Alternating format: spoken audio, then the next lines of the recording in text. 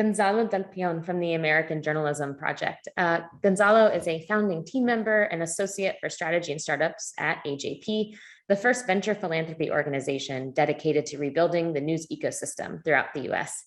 He previously focused on researching mission-driven business models and user research practices for news organizations as a researcher for a membership puzzle project and a fellow for the American Press Institute. So if you've been following MPP since the beginning, there's a very good chance that you have read much of Gonzalo's work for MPP. He really did an incredible job laying the foundation for much of the work that we're doing today. And I'm excited to have Gonzalo with us to moderate the next session. Thanks so much, Ariel. I'm so excited to be here. So for today, so throughout the last 2 days of the MPP Summit, you've all heard about the importance of community engagement to membership, but what happens when your community grows substantially, and how can you maintain high quality community engagement as your community grows? So we'll be hearing from 3 newsrooms right now about their experiments in scaling community engagement. We have 4 amazing presenters from 3 organizations here to speak about this topic. We have KPCC, a public media organization in California, Krautreporter, a digital news magazine from Germany, and Radio Ambulante, an international Spanish language narrative podcast. So I'll introduce our 4 presenters and we'll hand it off to them. Carolina Guerrero is co-founder and CEO of Radio Ambulante Studios, a groundbreaking Spanish language media company covering Latin America and US Latinx communities, with 2 shows, its flagship podcast, Radio Ambulante, and a weekly news show, El Hilo. The company has grown from just a few part-time employees to more than 25 staff members in a dozen cities across Latin America, the US, and Europe. Radio Ambulante Studios podcasts have won numerous journalism awards for both reporting and innovation to advance the fields of education, language learning, and community building. Carolina was a John S. Knight Fellow at Stanford, and she lives in New York. Caitlin Hernández is an on-call assistant producer at KPCC's award-winning community engagement team. They're a rising senior at USC Annenberg and a board member for the Association of LGBTQ Journalists in Los Angeles. They're an advocate for inclusive storytelling and are passionate about removing the barriers of understanding and participation between journalists and communities. Rico Grimm is editor-in-chief and co-founder of Krautreporter, a membership-based online magazine launched in 2014. Rico previously studied political science and journalism and worked as a freelance foreign affairs journalist. Kristen Muller is KPCC's Chief Content Officer. Kristen oversees the station's programming, podcasting, and its excellent local journalism. She leads an award-winning team of hosts, reporters, producers, and editors who are dedicated to entertaining, informing, and connecting the diverse communities of LA. Muller has spent more than 20 years in a newsroom. The bulk of that time was spent at CBS News, where she started as a researcher and worked her way up to producer of CBS Evening News. She also spent 2 years as an associate producer at 60 Minutes, where she won an Emmy Award. Since taking on the role of Chief Content Officer in 2017, Muller's team has driven significant digital audience growth. She has also expanded the newsroom's investigative reporting capacity, launched a new podcast division, and narrowed the gap between the organization and the communities it aims to serve. So with that, I will kick it off I think KPCC is going first. So I'll kick it off to Kristen and Caitlin. Thank you. Thanks, Gonzalo. Are we up? Oh, there we go. So Caitlin's got it. Okay, thank you. Yes, I'm Kristen Muller, and I have been at KPCC for about 10 years, and I oversee podcasting, local news website, the Newsroom, and our radio station. Caitlin. Hi, everyone. As was mentioned, my name is Caitlin. My pronouns are they, them. And I've been at KPCC for a little over a year now, heading into my second as an on-call assistant producer for the engagement team. So I'll just do some very quick facts about our organization. We actually have 3 different brands under one roof: or radio station, which is the NPR affiliate for LA, LAist, which is our local news site, and LAist Studios, which is our podcast studio. And our main focus is Southern California. There are 17 million people in Southern California, so we actually do most of our reporting around LA County, which is 10 million people. And we have 80,000 members across those 3 brands, although the majority come in over the radio, where membership and pledge drives are kind of mainstays of the public media brand. So we are still very much in the experimental stages in terms of membership strategy with our podcasts and our local news website, which doesn't have any NPR content on it. But across all three brands, community engagement is really key to our success. And what I mean by community engagement is it's kind of a broad umbrella term we used as shorthand for really narrowing the gap between our newsroom and the communities we're trying to serve. It takes many different forms, and what we'll be focusing on in this session is really our use of Ground Source, the texting tool, and Hearken, which allows readers to ask us questions. We also, of course, have like the old school radio call-in shows where people can call in and ask questions too. But membership and community engagement are so critical because more than 50% of our funding comes from individual donors. We have about 90 journalists in our content department, and what's also notable is that includes our community engagement team. Community engagement has never been part of marketing. It doesn't work for the membership department, and it doesn't refer to the social media team either. It's really a group of folks who are dedicated to making sure the feedback loop between the communities we're trying to serve and the newsroom are strong, robust, and resulting in better journalism. The second slide.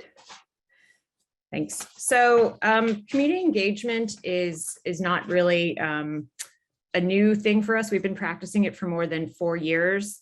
Began in earnest in 2015 when we started a tech service that explained how to participate in elections. And then it evolved pretty quickly into a strong tool that we were using during breaking news.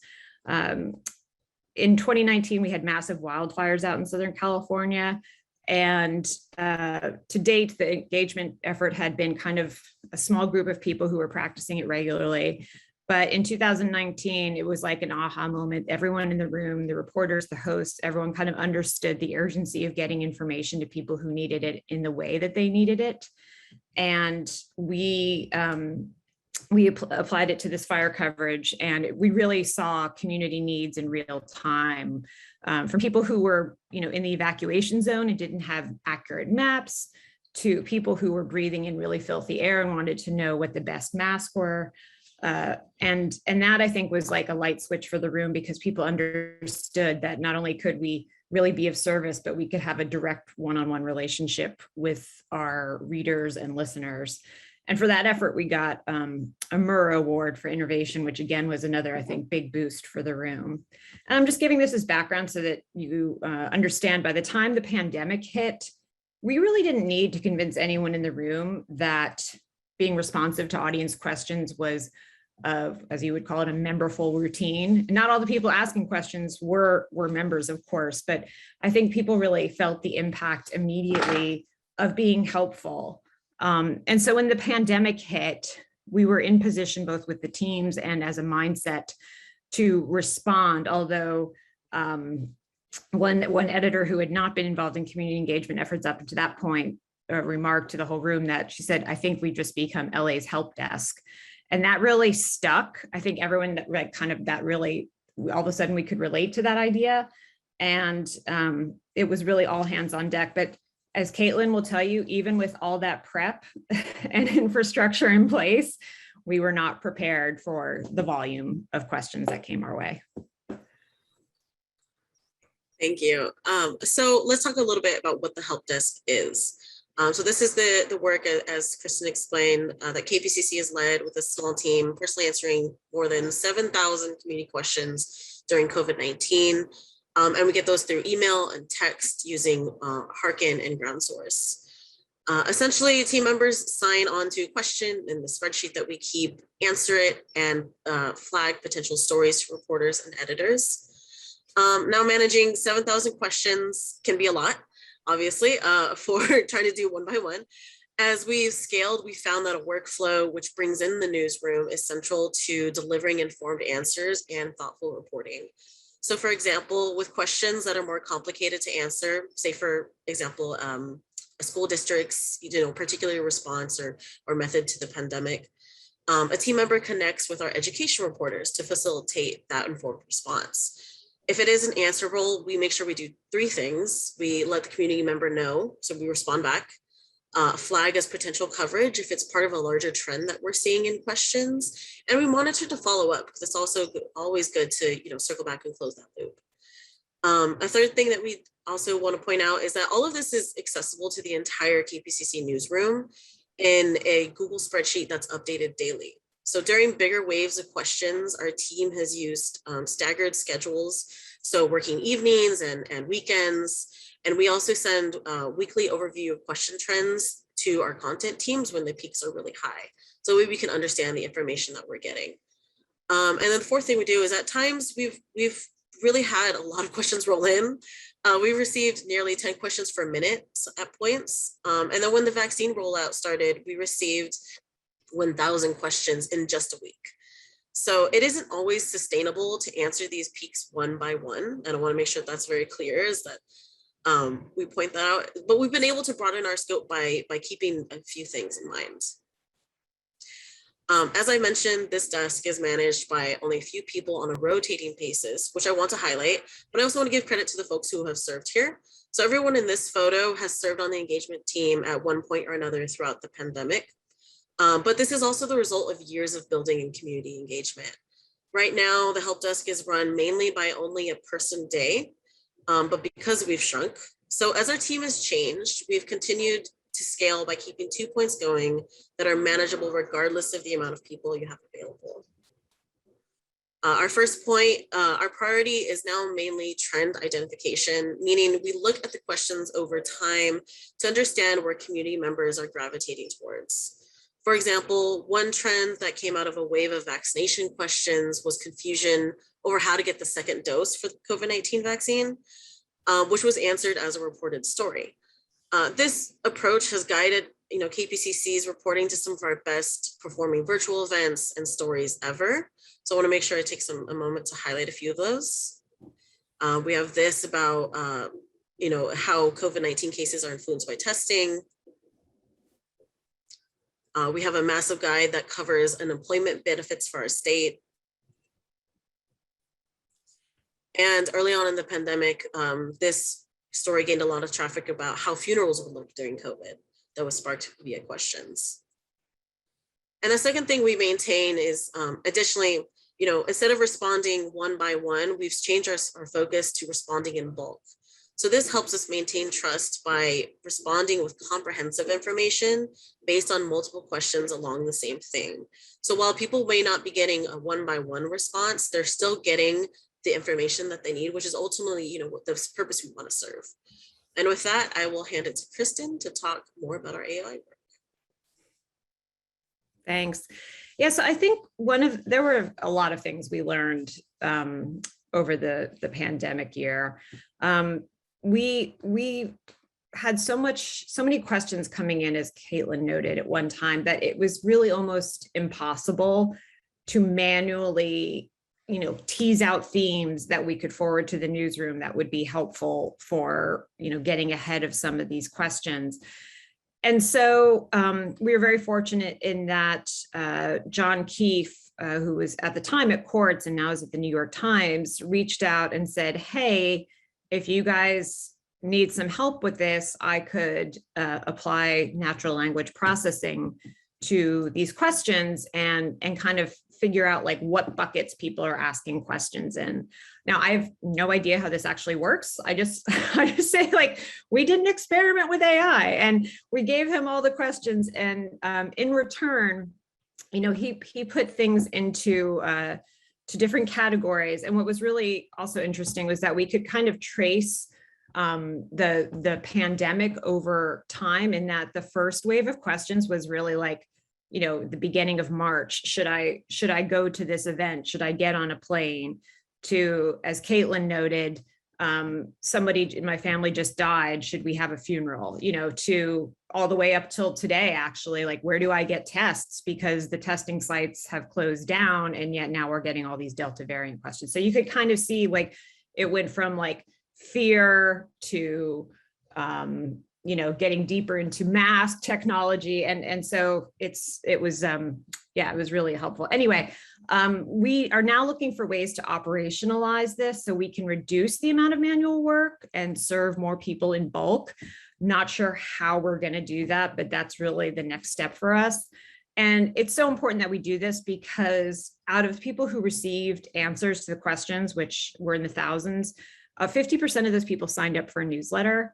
And newsletter conversions are the most promising path in terms of membership for us right now. We see a very high conversion rate from people who open the newsletter, click through it, and then eventually donate. So we feel like this is not just a great strategy to be closer to the community needs, but also really to accelerate membership in new ways. And I think that's it for us.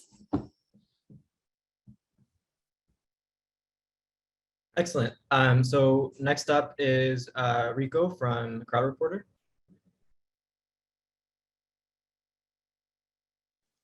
Hello. Somebody, I cannot switch on my video. Yes. Hi.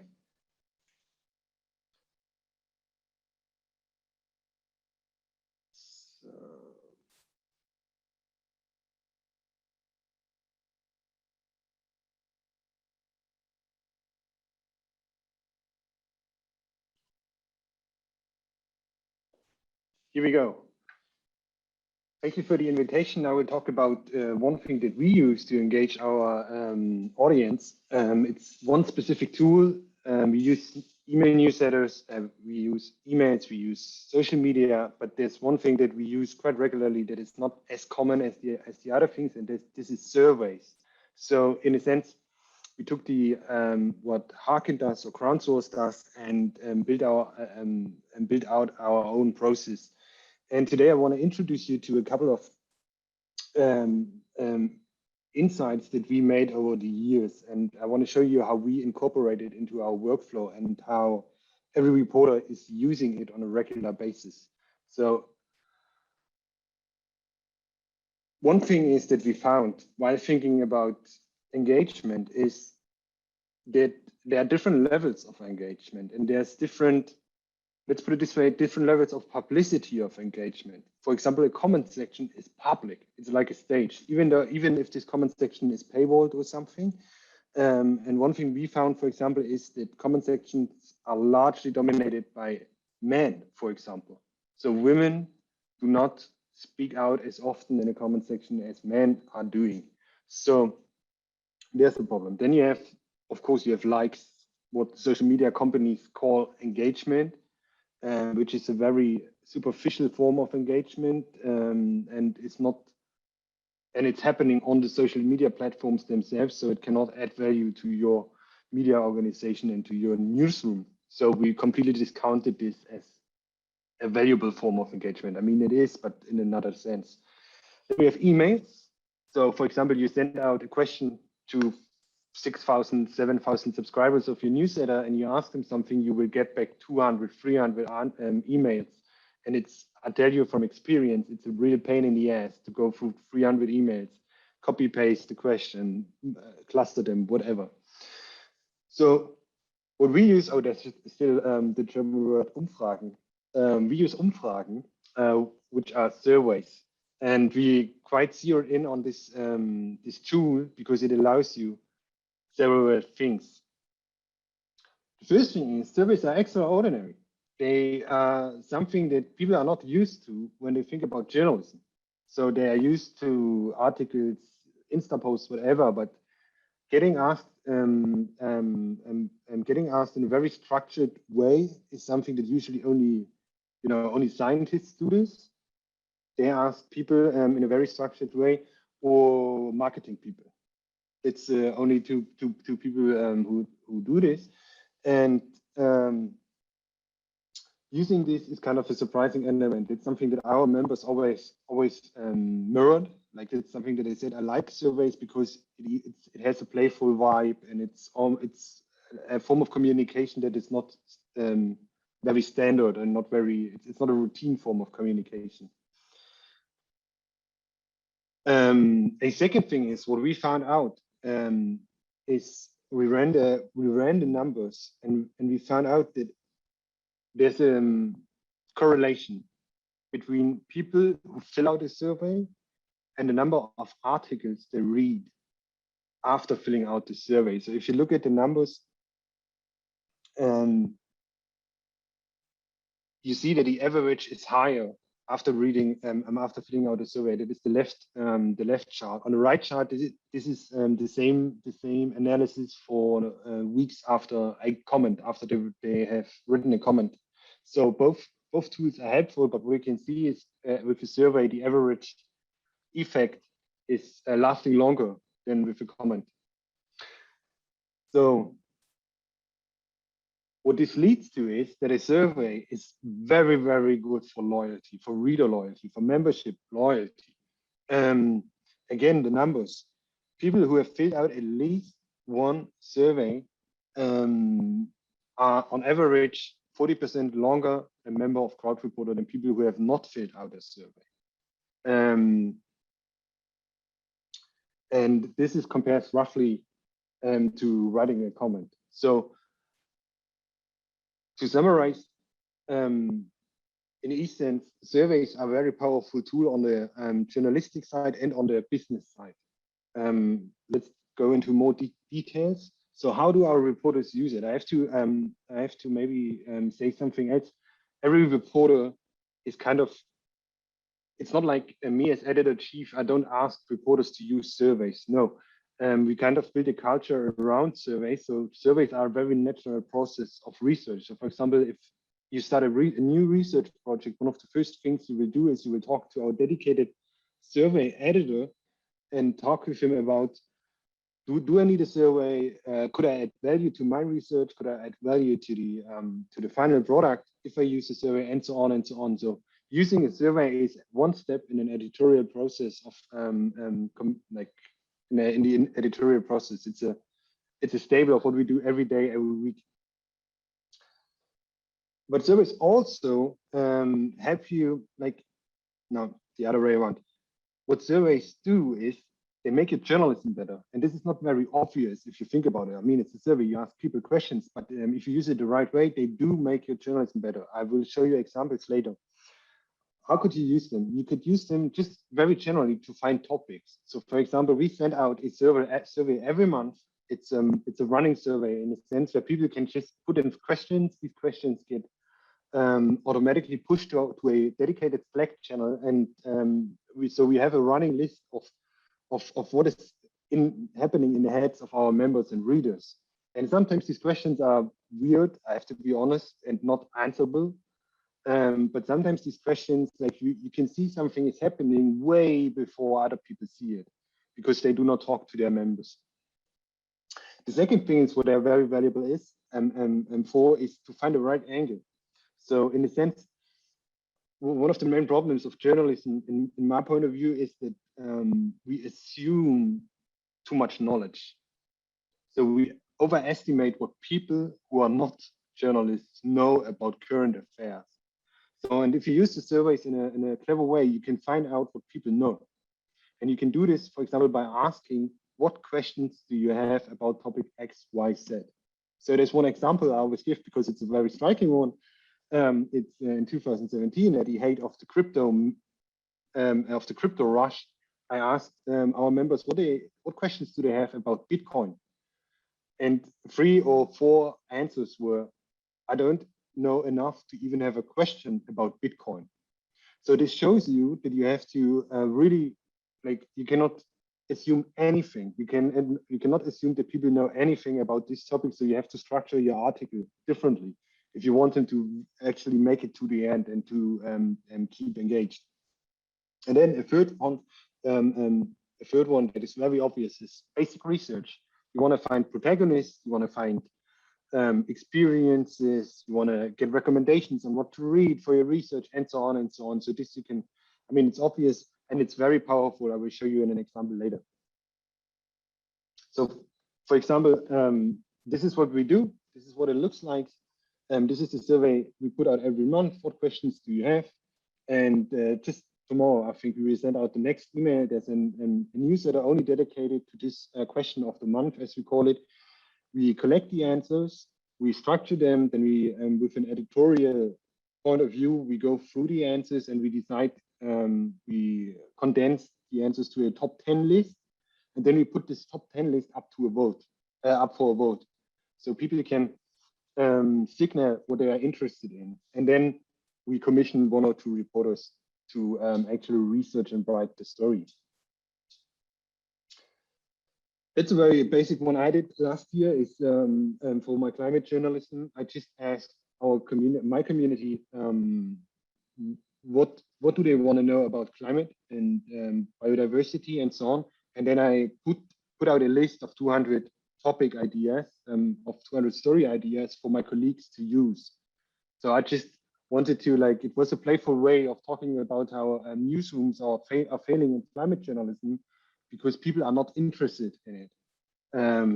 And actually, German colleagues from Germany are writing me back and they ask me, can I use this? I say, yes, that's what it's there for. Please use it. Send me an email when you use it. My members will be very, very delighted that you use their suggestion. So this is another example of finding the right angle. It's I wrote about the North Korea conflict 2 or 3 years ago. That was before Trump, I think. And I asked them, what questions do you have? And one thing that became very clear very fast is that people are very interested in the history of this conflict. So it was like every 4th question was about the history. And then I started to think why.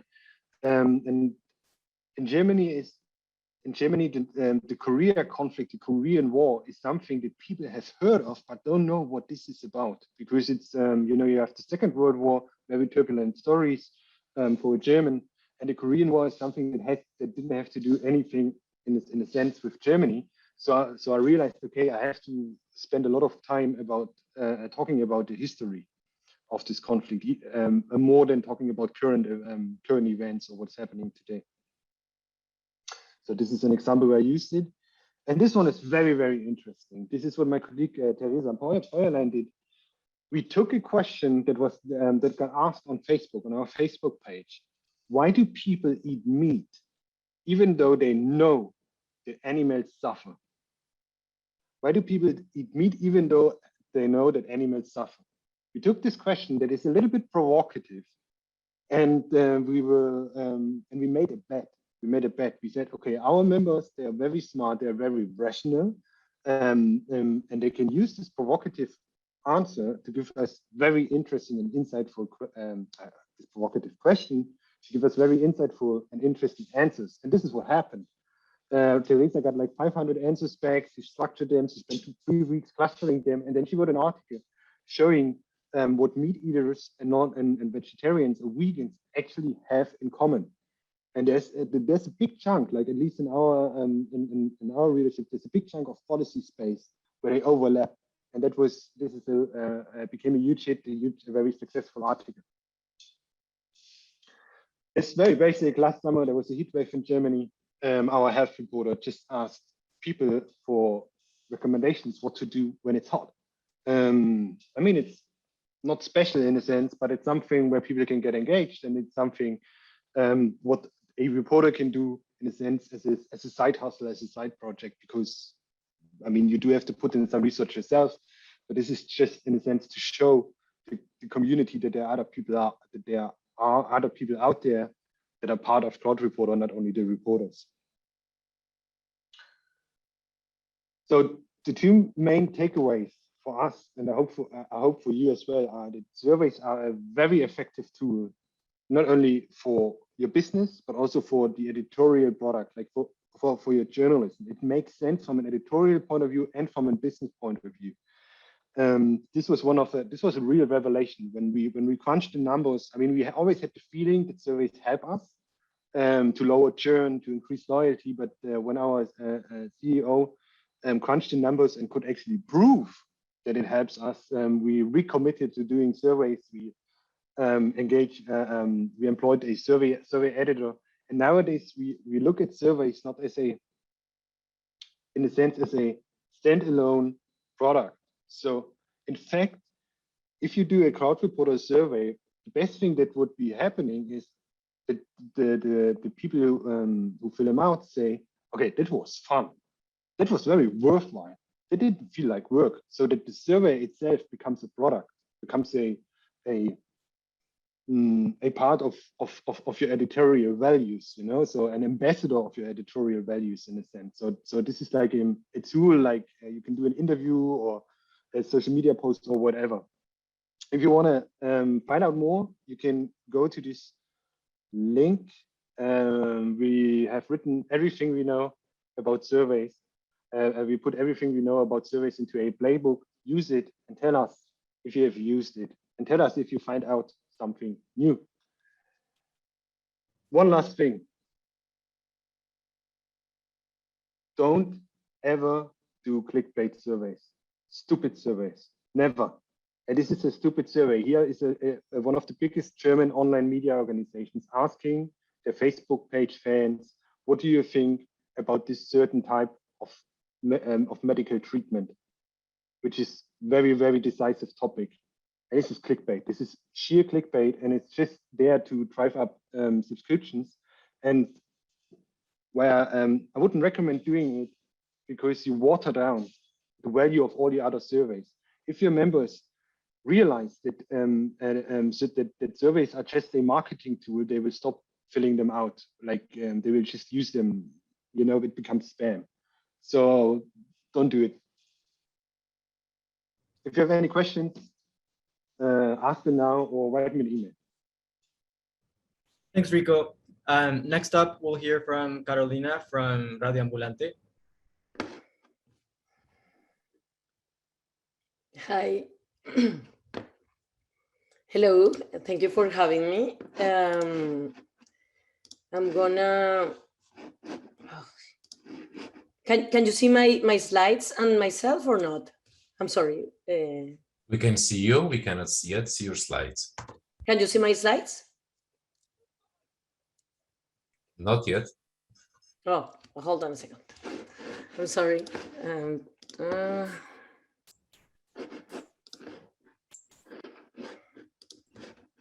What about now? Yes. I'm there? Yeah? Yep. Okay, good. So thank you for having me. I'm going to tell you about Radio Ambulante and our efforts to engage the community of listeners and create basically an engaged community. If you don't know and you're not familiar with what we do, we are a Spanish language podcast production company, and I'm going to focus today on our flagship podcast, which is Radio Ambulante.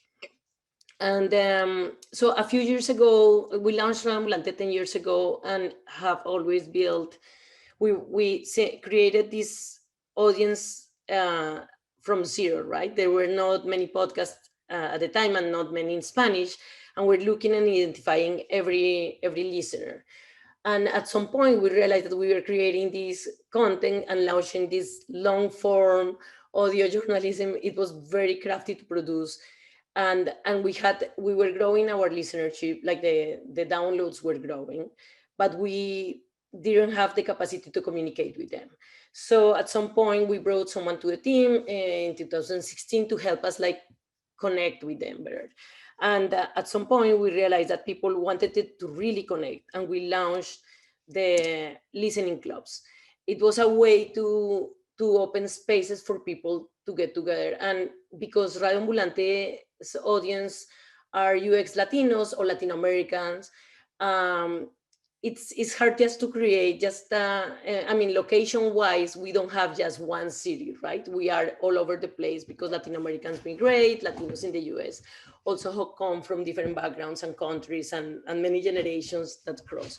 So the listening clubs was a space that allow us to gather people together to talk in person about episodes. So one day we received this was on Twitter, and one of our listeners was describing this scene that probably you had like with some people with your family, talking about anything, but they were like basically like cooking dinner and listening to Radio Ambulante. And we thought it was very compelling and sweet, basically, because it described what we wanted.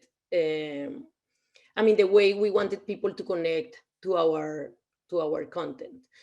And so what we wanted to do with the listening clubs was to create a space that was not super big, mostly a small group of people who could connect, get together, listen to an episode, and talk about it.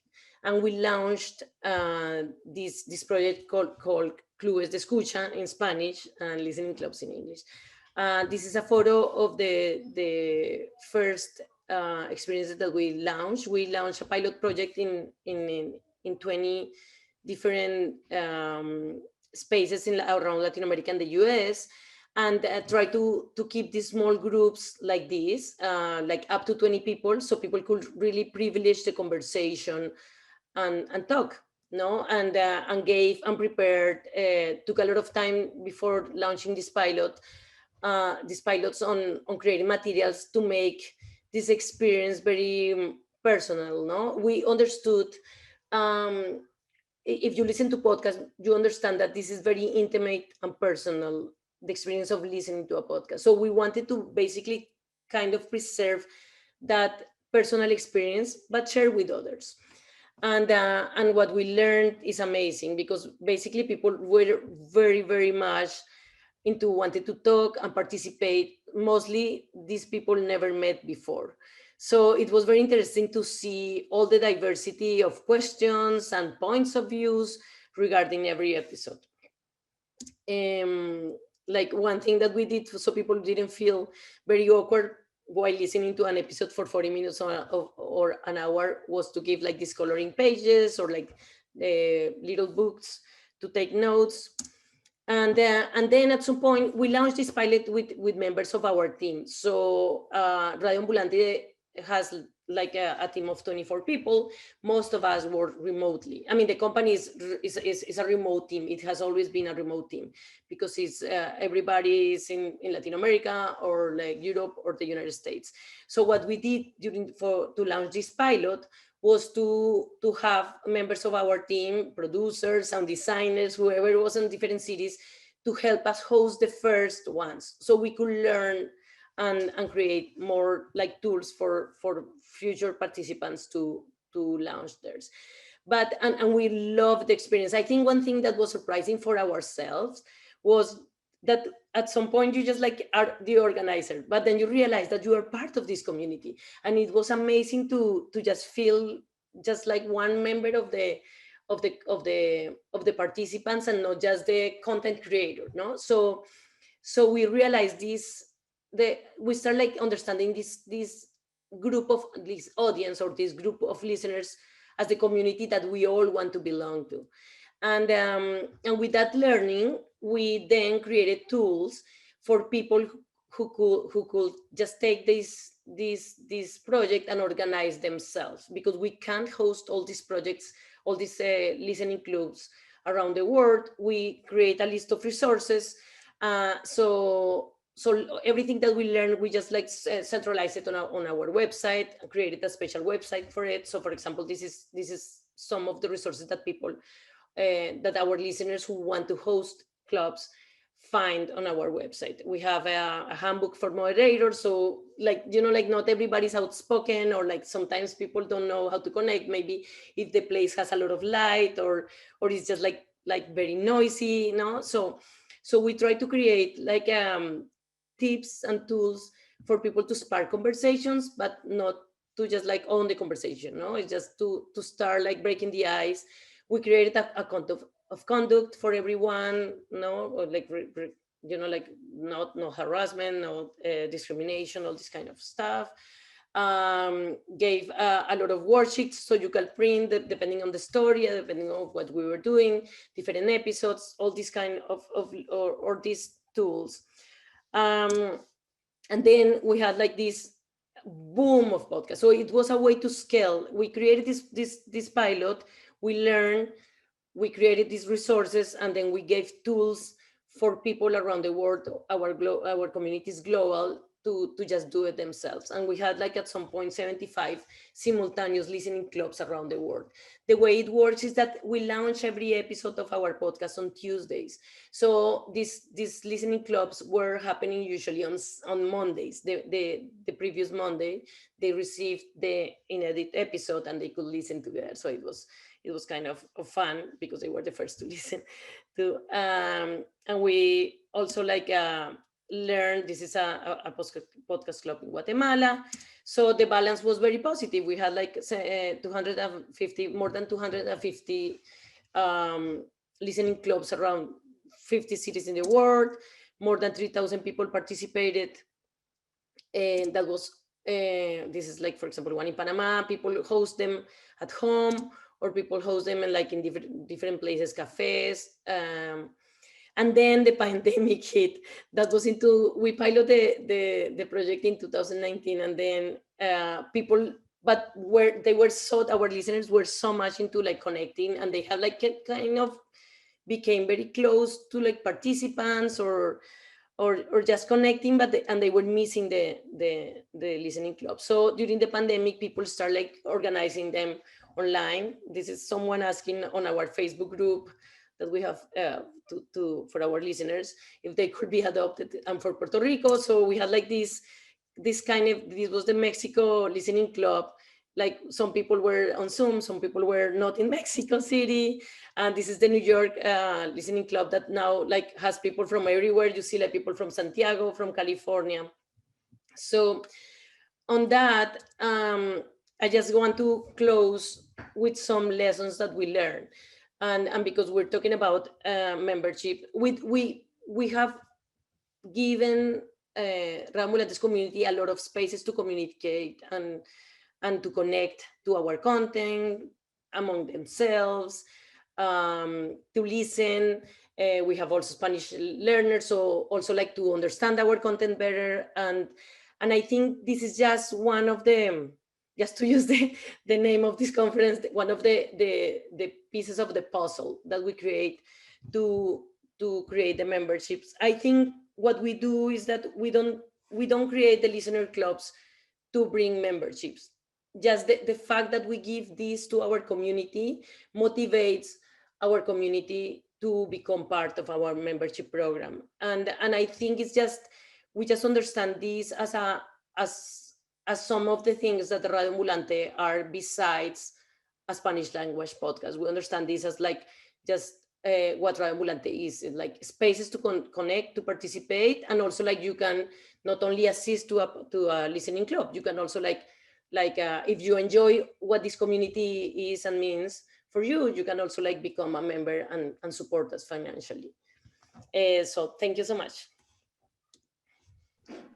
Oops, I'm gonna stop sharing now. I'm sorry. Great. Thanks so much, Carolina.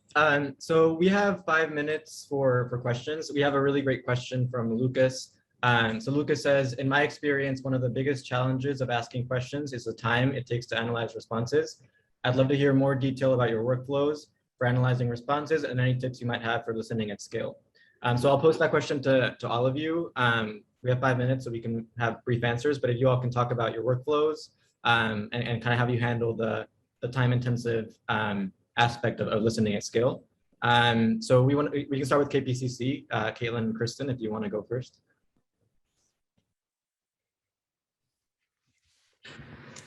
Sorry, go ahead, Caitlin. I can't get the video on.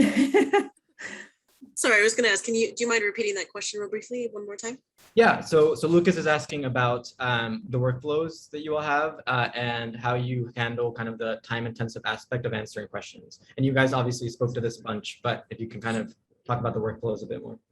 Sure. So, I mean, one thing that I'll emphasize is that, as we've had a rotating team, we've all picked up, a little bit amount of, information in specific areas that are unique to us. So like, for example, I know a lot about unemployment.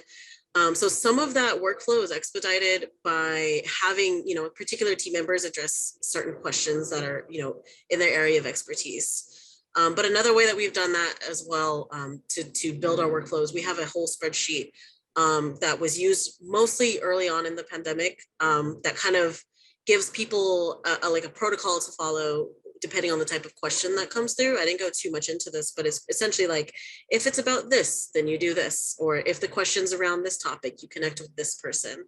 And so that's really essential, especially when you're trying, to manage this project through multiple people at different times. That keeps everyone on the same page. Awesome, thanks. Rico, yeah, what do you think? I mean, surveys, we use surveys because they give you structured answers. So surveys are a response to the answer problem, because only ask what you really need. Don't ask 10 questions, only ask 3 questions, give them multiple choices, force them to only choose one thing if you only need one thing, and so on and so on. So deliberately, so the best way is to deliberately, scale down the space of answers. So that's the first thing. The second thing is you need to have, if you do get a lot of answers, if you ask an open questions, you do need to have a way of analyzing it. So you do need a model, a pattern, something, a heuristic model. I don't know what's the word in English, but this is something where you can talk to social scientists actually who do this every day, how they do it. And for example, what I do if I get 400 questions, I skim them, or I use text software to find general topics. Then I build clusters, and then I just read them from top down and just say, okay, this cluster, this cluster, this cluster, this cluster. Because most of the time, it's not very important what they are saying in detail, like every sentence, but the general vibe. This is important. And one last thing, I'm very excited because I think in 1 or 2 years we will have software doing that. AI is doing quantum leaps every month in analyzing speech and text. So I think this will help us a lot with analyzing it. I think it's not there yet, at least not for German, but for English, it might be a good way, a good time to start trying it out. Great, thanks, Rico. Carolina, what do you think about the workflows that you all have for listening and skill? Oh, you're on mute. Thank you, sorry. We tried, so what we do is long form audio journalism, that it takes a long to produce. Every episode takes forever. And at some point we try to answer with our reporting questions from our audience, but we were such a small team. So this time, I'm gonna focus more on the capacity that we have to host and to create these resources for the audience, because like we are a small newsroom still, but not that small, we're 24. 5 years ago, when we started with this program, we were like 7 people, and we have grown the capacity of operations and product, but still with like a lot of effort. So I think the question there is how do you invest? How do you like keep the quality of your reporting and create something around it that can sustain what you have, but like bring the community like one step forward, right? And I think what we have done is just making sure that all these resources and spaces are visible to every listener or everyone. At some point, not everyone want to participate or host on a listening club, for example, but there are other ways to connect with us. And what we try to do is to grow the capacity of our team as they ask us for more. I don't know how much we can like keep like going, like at some point we created a website so people can just like connect, say I'm hosting an event or I want to participate, and that helped us a lot to let them be owners of that and help us to scale the experience.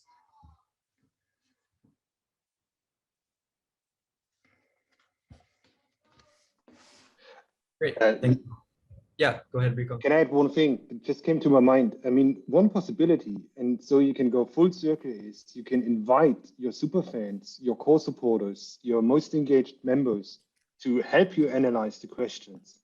But this obviously only works when the answers, to help you analyze the answers, but obviously this only works when they find value in doing it. So because it's tedious work. So I mean, I'm having a project right now, preparing for the upcoming elections in Germany, where the answers are very interesting to a certain set of people. So I'm able to collaborate with my members on analyzing the answers. But in general, I mean, you can give it a try. If it works, fine. If not, well, don't be disappointed. That's a great point, Rico. And I think what Carolina and Rico just sort of pointed out, and I just shared in the chat, we talk a lot about helping readers trust us, but we also really need to trust the readers and listeners and trust that they will not break the processes if we sort of let them in. And so the way that Radio Ambulante has allowed the listeners to sort of organize themselves and host the listening clubs on their platform, and Rico talking about sort of letting members come in and look at the data too and get into the work with him, that sort of speaks to a very two-way relationship that membership and memberful routines are based on. So I think that's a great point to end on. Thank you, everybody, for this. I'm a process geek, so I loved 45 minutes of talking about engagement workflows. I hope others enjoyed that as well.